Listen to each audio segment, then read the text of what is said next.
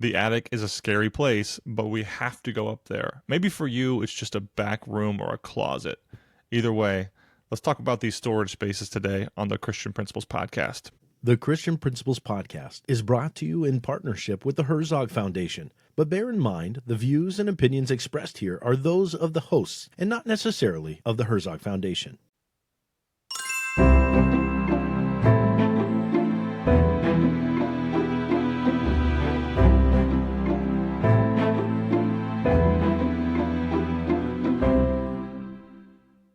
Welcome to the Christian Principles Podcast. I'm Matt George. And I'm Mark Zockoll, and today we're talking about the attic. Or perhaps it's not the attic for you. Perhaps it's a backroom closet. Perhaps it's a storage. Perhaps it's an outbuilding, and you just try to stay away from it. Give the facilities guy that, or all the seniors who are on some kind of service. Let's just really hope it's not your office.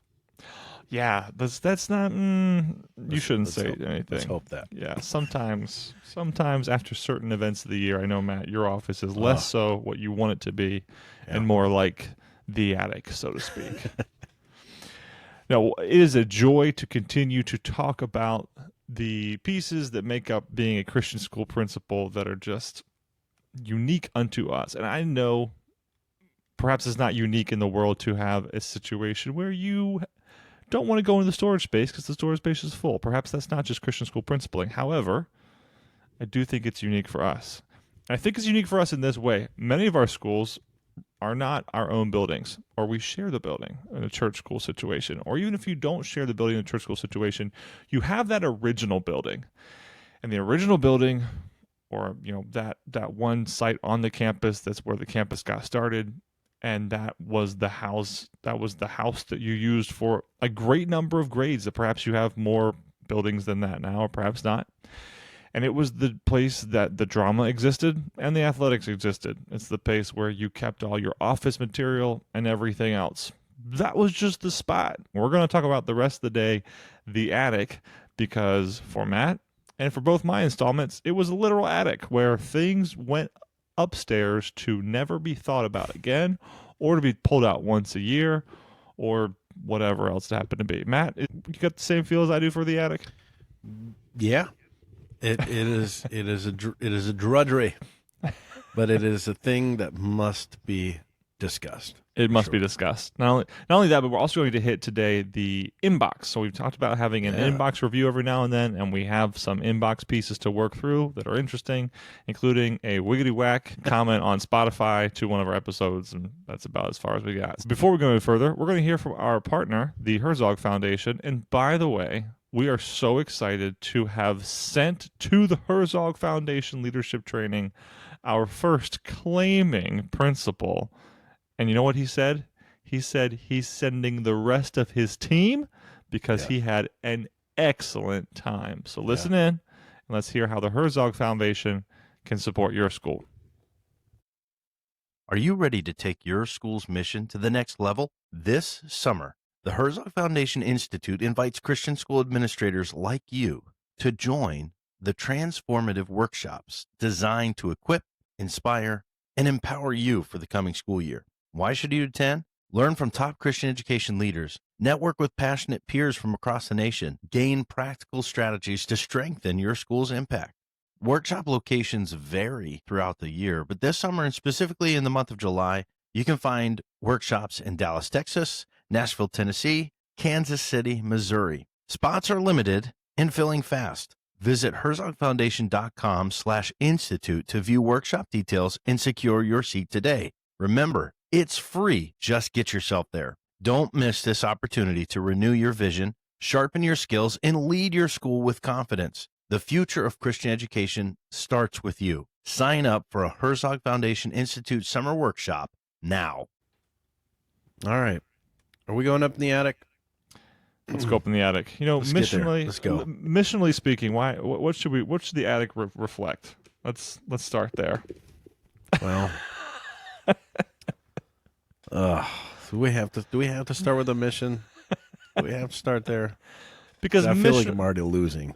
Yeah, missionally speaking, the Christian school attic should be a place of order and decorum, no waste, Definitely not a place where we would just go and store and hoard, right? That No. should never be it.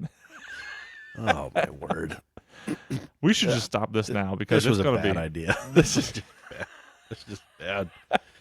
I know this is not in the mindset of those of us on the Eastern Shore, but this might also be a basement for you. Oh yeah, could be a I basement. know that was for my ministry growing up. It was the basement. Go down to the boiler room in the basement. Down in the boiler room. Oh yeah. man. So yeah, whatever that space is. Okay. So and I know for them too. Like their basement is my attic. Like that. That's just we don't talk about that. We don't go there. You know. I know there's something in there, but you'll never find it. but we kept it. Kept it for Yeah, good it's there. reason. Yeah. So when I think of the attic, of course, the ministry I grew up in, what Matt's a part of now, yes, there is the pull down stairs because the building is a single level building. There's attic space across the HVAC space and whatnot for the drop ceiling, but it's an attic. It's a pull down set of stairs. You crawl up, and then you got a narrow hallway of an attic. And the second institution I served in, much the same, very similar building, brick style and everything even, and they had that same kind of a little bit more than a crawl space attic that just ran the spine of the building and was segmented off into rooms, and each room had a bunch of stuff in it. So I one of the last things I did in my first installment, one of the first things I did in my second installment, is I went up into the attic space. Now, Matt, let's ask you what past the mission, because that was just embarrassing to talk about, because we know these attics do not generally reflect our mission, other than to say waste not, want not, perhaps, right? There you go. When are you personally going up into your attic? Personally, I would prefer never. However, it happens far too frequently. But mainly because, this stuff is in my office and I need to get it in the attic. Gotta get it in the attic. If I don't, but this is the inevitable thing, is as soon as I accumulate a few things in my office, and it's like, okay, I could take it up to the attic right now, but it's a pain, so I'll just wait because I know more things are coming. And then it is without fail. I'll decide, okay, it's time. All this is going up. I got a clear office. Wonderful. Next day, stuff for the attic in my office. And then you just start the cycle all over again. It's a cycle which cares not for us. Yeah. Now, it's a cycle I will say, like, when it comes to the things that you want to store, especially if you do have, like, for us, a pull down ladder, where it's not an easy, just a staircase up or something like that. Maybe not necessarily easy, but it's not a thing that you want to frequent a lot. You definitely want to be thinking, like, this is stuff that we go up and we look for once a year. That's really what we try to do. A lot of our teacher decor for classrooms, they're doing this theme this year, so that box comes down and the other themes go up. That kind of thing is, for the most part, what our attic is used for. Matt, is there a written policy for what goes into your attic space? Mark, would you think that I'm the perfect person? And of course I have an attic policy. I don't believe so. I could be surprised. Maybe we do actually have something written down somewhere, but I don't think we do right now. If any of our listeners have policy, if any of our listeners have an attic policy or a storage shed policy of, like, if it does not fit in these parameters, it does not go up or out or down there. That would be really interesting for us to see, because I imagine we started off with mission. We've talked about, how often you go up there, when Matt actually goes up there. We also should say who goes up there. Like, do you want service students up there? Is that an insurance liability for you? Yep. Do you well, want? I guess that really does depend on the quality of the attic. Absolutely, too. Most people might have a finished floor in their attic. that would be a nice thing, wouldn't it? But part of it, like a third of it's finished down the center section, mostly, right? Yeah, yeah. But it's definitely walk on the studs. Walk on the studs. So For me, think about walk on the studs.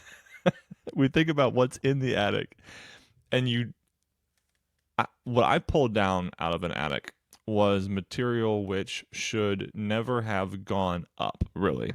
If we're going to keep financial records and things like that, we should know exactly how long we're keeping financial records, and the things that we're keeping as far as financial records do not need to be every single receipt ever gained in that year. It can be some smaller subset of things. So it's actually setting a few instructions or these must be considered before we put anything up in the attic. That would probably be a good thing for all of us to consider. I'm sure this is probably the case for most of our schools, but textbooks, we're not going to use these textbooks. We're going to go with a different textbook this year. But, we might want these for supplemental material, or we might go back to this one at some point. Once they're in the attic, you'd never go back to those. They're dead. Just stop. Just stop. Do yourself a favor. Now, granted, if it's like, well, we use these every other year or something, yes, I get that. But that has happened where we've changed curriculum and we're like, well, we don't want to necessarily get rid of these, or we can't sell them or something, and so, well, let's hang on to them for a rainy day. No. You may have a little stash of that maybe somewhere down in an office on a bookshelf, but if it's filling up a box, that box needs to take a one-way trip outside. What should go into this space? What should this space be full of? And we'll approach this from a smaller school setting, but even in our larger school brothers and sisters, we're all tapped for space. We all need more space. Your music teacher wishes he had a music room and a music storage closet and then 4 more storage closets. Your art person, the same thing. Your kindergarten teacher, who has a different theme every year but doesn't want to go pay for a new theme every year, wants to maintain, a 5-year cycle or something. It's not wrong of them to want to ask for these things. So what is it that should guide whether or not something makes it up into the attic space? And first of all, you well said, if we're getting rid of something or we're making a change away from something for a good reason, man, I'm one to say let's get rid of it. Let's go ahead and throw a hat over the fence and not leave ourselves what we think of as some kind of lifeline or whatnot. And textbooks, they are where we spend a lot of money. We spend a lot of money on our faculty and staff. We spend a lot of money on textbooks, but textbooks are also usually some of the most consumable things that we get. So I'd probably say no on most textbooks going up there, unless, like you said, it's an elective course and you go through that elective course every other year or something like that. Maybe there's good reason there. I think the two things to think about is it part of like an annual event? So annual things, we're coming back to that once a year. We only have to touch it once a year. You don't want that taking up space in your go-to storage, like the easy storage. You don't want that stuff in the way where you're just going to be moving it constantly until you get to that point. So the annual stuff should be in this space. And I'm thinking, like, if you have a golf tournament and you have signs, you have maybe a banquet that you do every year, and you've got some decor or something that you use every year, like that kind of stuff should definitely be up there. It should have its space. So you bring it down and you put it right back up. For us, we do a Christmas shop every year. So there's accumulation of items as well, but that's an annual thing. So whenever it's time for that, it all comes out, it goes away, and really nothing should go back until you're preparing for the next year. So annual is one, and then the other one I would say is cyclical. So as you were just saying, if you've got 5 themes that you rotate through in a classroom or something like that, then you have 5 boxes presumably, and so 4 of those boxes are stored in the attic all year long, and then that once a year you're coming and you're putting the one back and you're bringing one down for the next year. So those things that are on a cycle or you're looking at it every single year, those have to be, in my mind, your prioritized items. Like, those have to have their space first before you consider anything else. If I think of an important documentation which the school finds to be important, I'm probably not going to stick that up in the attic. I probably want to keep that more localized, even if it is years old. So, for example, if you have to keep your financial records for a certain number of years, or you're compelled to do so, I'm not putting those up in the attic necessarily. I'm going to keep those in an office space that it's going to take, its own file folder, its own, file, but it's still going to be there because I'm supposed to have these on hand, and on hand is not really in the attic. And more than likely within that span of time, someone's going to forget what's up there since it's not Right. written down anyway. There's no inventory anyway. That's the key there, because it's up there, it's forgotten, out of sight, out of mind. Yeah. If it's in the space and it's been in there for 7 years, and you're on your, this box is going at the end of this year, this box gets to go, that you're definitely thinking about a whole lot more if it's right there. Mm-hmm. But there's other things besides the financials too. I think of old yearbooks, or perhaps there was a history made of a building campaign or something, and so you have this wardrobe box full of the materials that went into planning for that. Okay, again, is there going to be a space for history, or should I find a better way of displaying that history? I have bare walls over here. Should I instead find a nice mural or muralize? Yeah. Should I muralize this thing? Muralize. Yeah, I should muralize this thing. I think the most important word for any attic or basement or any storage space, keyword, consolidation, right? Yeah. So, yeah, what to your Keyword, point, if you've got... burn it to the ground. down. We live in the digital age too, so if you can convert those things into digital format, then there's no reason other than maybe having a small box that you maintain that has those historical items for a display or something. But even then, like, does that go to the attic? I wouldn't necessarily say that, because again, out of sight, out of mind. You're going to be blowing dust off it, and like, oh yeah, I forgot we even had these things. You got to make sure that if you tend to be the pack rat as a person, perhaps you need to find somebody who tends to be the thrower outer, and you run past them. Should this go up into the attic? Because the attic is not in any individual's storage area. It should be the organization's storage area. Right. So really, again, there might need to be some yin and yang going on when it comes to what goes up in the attic. And there's some very clear, like, this is good, it's a bad idea what's up there. Now, Matt, how about clearing that space out? Who's responsible for clearing that space out? I'll say this. With a church ministry, you've got many, things going on. I'd like to say that, our attic is primarily school use, but there is some spillover into some church use, some VBS or something like that. So typically you do want to have one person that is knowledgeable as to what is what. And, I feel like right now it kind of is, but I don't feel it really doesn't have to be. Somebody else can take that ownership of knowing what everything is in the attic. But that also goes into kind of your order and the way you set everything up, where if you can designate, these shelves, and clearly, label it, or VBS, and everything VBS is right here. This is Christmas shop. Everything Christmas shop is right here. Plays, props, costumes, we haven't even gotten into that kind of stuff.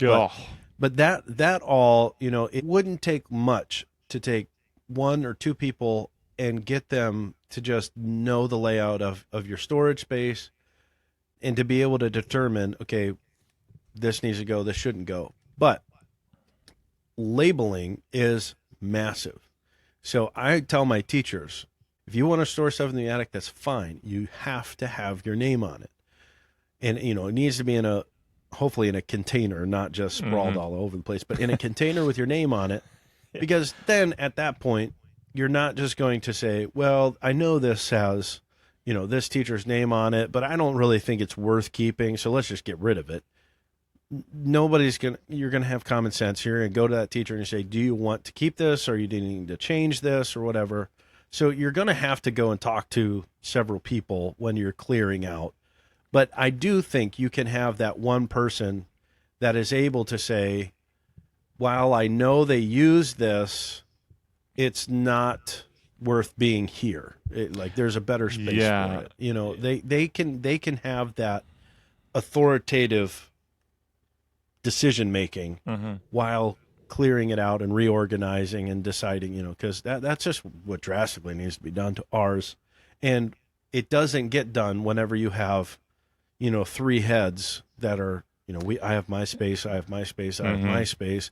I'll clean my space, you clean yours, and then it just doesn't ever really get done until you just decide, hey, we're going up, we're pulling everything out of the attic, and we're just starting over, but we want one person in charge of it. That would be awesome. You said container earlier. I think the word you were searching for was trash bag, because we will have No, trash bags are horrible. No Don't unbagged. ever use a trash bag in the attic. If I wrote nothing down, I would say store nothing in a trash bag, because inevitably it's going to be ripped through and everything's falling out of it. Just like with the Rubbermaid containers, don't have lids, no lids. And you would think there'd be lids laying around everywhere. Nope. No lids. They're gone. The gnomes eat them. Oh. Or there's lids up there that don't fit a single one of those containers. Just like the Rubbermaid Tupperware thing in my kitchen. Same thing, but it's just in the attic. And the moment you get rid of it, you'll find it. What I meant was exactly. trash cans often have instructions on them, like Airbnb, like do not place unbagged trash in here.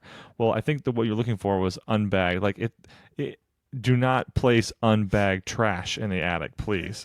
Right. Because it cannot be free floating up here. Yeah. The other thought I had was, yes, you nailed it when it came to multiple heads, but someone's got to be the boss up there. Somebody's got to be the boss. They really do, because who's the best person to be the boss? Who's the best person to be the boss? In our situation, we have this long attic where the staircase is on very much the one side of it. Whoever stuff is in the very back, they need to be in charge, because they've got to go through everybody else's junk in order to get to their stuff. Sometimes they're jumping over hurdles up there. Exactly. Listen, so that's the person who should be in charge. But the people who are in charge have to be able to say no, and the people who are in charge have to be able to.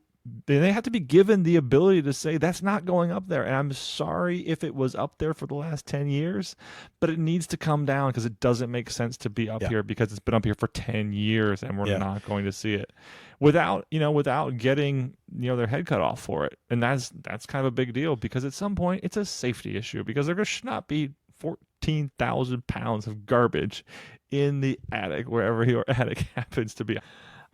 Also know when you have those clean out days, just how big your dumpster is and how many extra dumps you can get that week, because you'll find a lot more to throw away. And it might be a good thing to take up with you the person who is pretty good at throwing stuff away. Very little sentimental attachment to things. Yeah, I would say anything that is useful, like technology, building supplies, whatever else, like keep that out of there if you can. And I know, like for me, there are often those surprise trips to the attic where you go up to the attic, like, oh, why is this here? Didn't know this was here, but I didn't put it here. And I like you were saying, I don't know if I should be the one to take it out of here, but yeah, that anything like that where you're saying, well, we don't have a use for it this year, find a different space, because again, when you get it upstairs, people, even when they see it, generally think, I know I've worked with students in our attic, and they're like, well, does this not work or something? Because it's in the attic, so it must not work.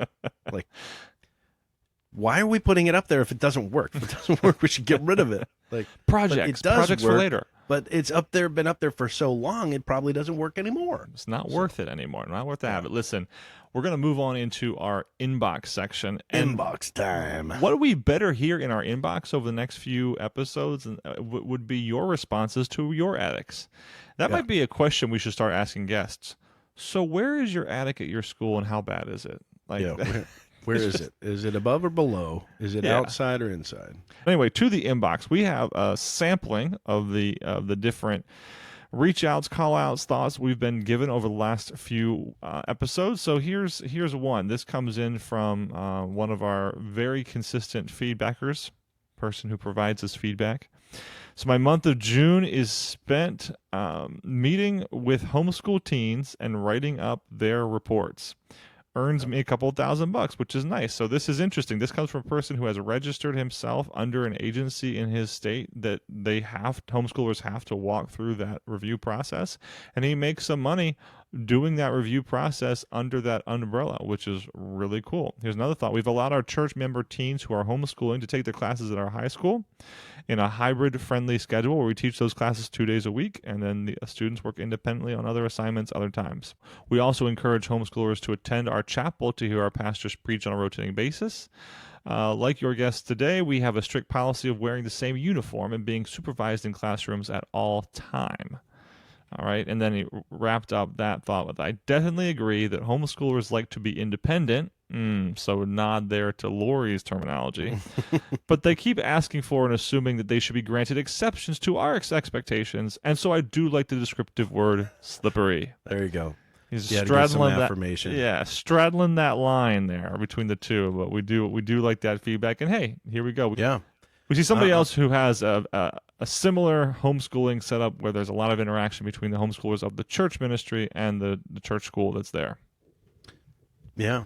Well, to our yearbook episode, we did have a response from St. Francis, which we also shouted out their administrator at one point. Yeah, Mr. Bernie Bolt.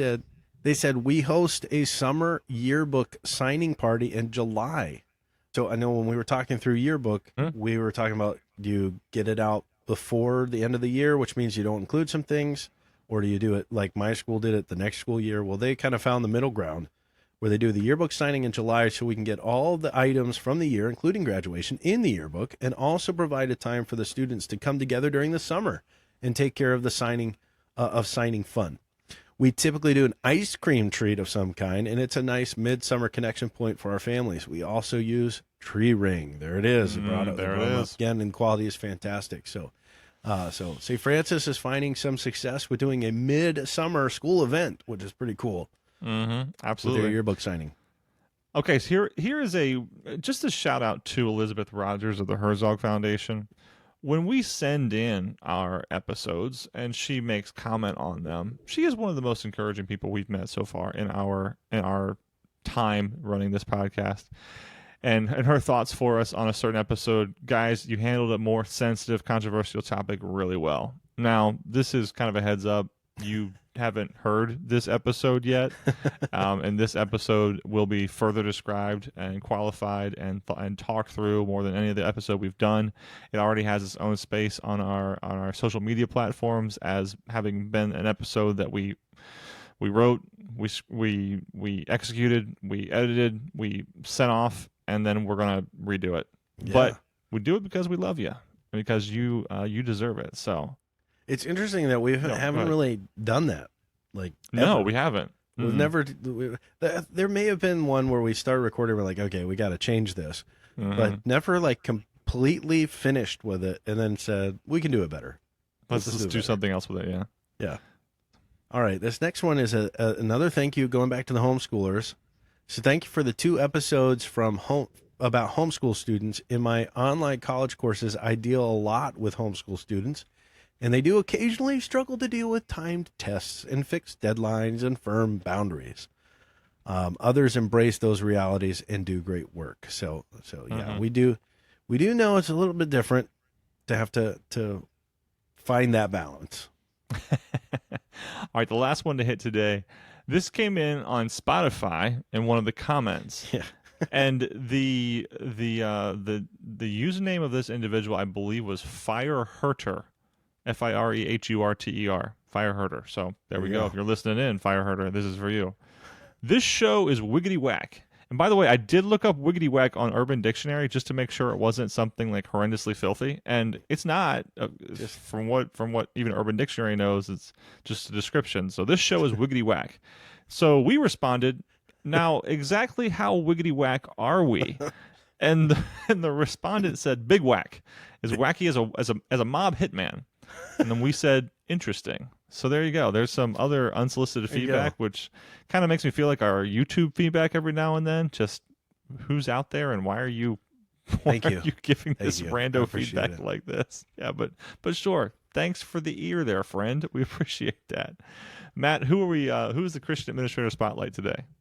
Well, that would require me to know that ahead of time, Mark. Why would you think I would be that prepared? I'm just kidding. I did spring that on you. That was really fast. You did, I'm but sorry. Sherry Segal. Yeah, Sherry Segal. All right. Segal. from Sherry- Owatonna. Sherry Segal Owatonna from Christian Owatonna. School, Owatonna, So- Minnesota.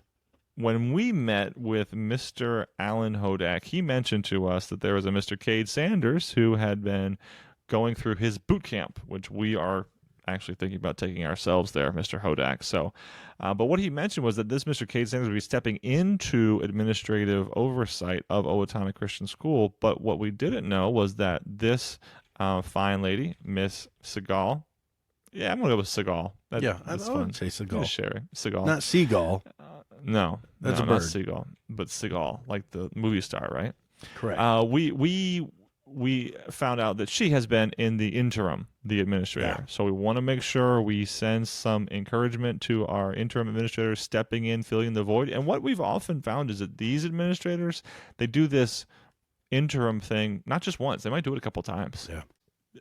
It takes someone who has been steady with the ship for a while to do that, to do it well. So, Sherry, thank you so much for what you're going to do. And I'm going to spring on Matt, but he's going to pray for you again. Let's here, pray. Sherry.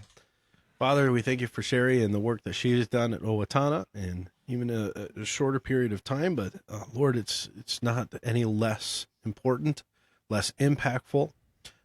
So we thank you for her heart, her desire to help that ministry. I just pray that you would continue to guide her, and maybe she's a part of this transition, that all would go well. And Lord, that you just continue to use her in a great way in the years to come. We thank you and pray this in Jesus' name. Amen. Amen. Well, that was actually a lot of fun. I didn't know if I'd laugh that hard talking about the attic, but I sure we did. we needed one of these. Nice refresher. All right, folks. Thanks for growing with us today.